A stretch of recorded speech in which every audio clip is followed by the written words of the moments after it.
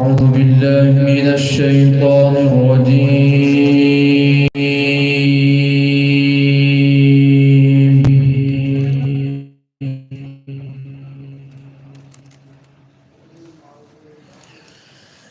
بسم الله الرحمن الرحيم.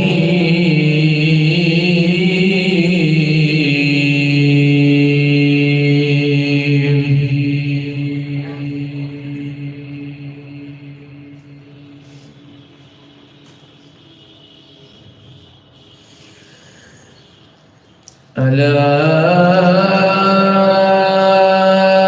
إن أولياء